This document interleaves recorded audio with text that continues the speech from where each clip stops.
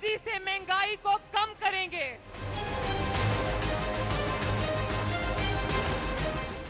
Election से कबल इत्तेहाद धोखा है। मुस्लिम लीग नून और पाकिस्तान पीपल्स पार्टी कौम की मुजरिम है।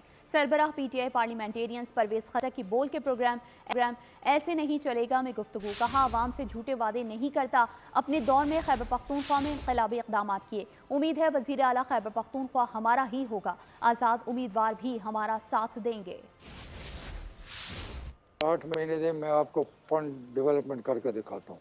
8 महीने ये में तो इरादा ही, ये बड़ा दावा है। मैं हाँ बिल्कुल, पार्टी इतिहाद किस तरह हम कर सकते हैं या कोई कर सकते हैं। हर एक अपना मंशूर है। हम एक जगह पे गाली देंगे, एक दफ़ा सिफत करेंगे तो हमारे, तो इसका मतलब मुल्क के साथ धोखा है। इतिहाद करना तो एक चीटिंग है। हुकूमत में आके इतिहाद ऐसा डिफरेंट थी, लेकिन इलेक्शन कैंपेन में तो आप किसी और सोचे जाते हैं। अपना मंशूर, अब मेरा मंशूर और होगा, किसी और का और होगा, तो हम कैसे एक रास्ते पे जा सकें।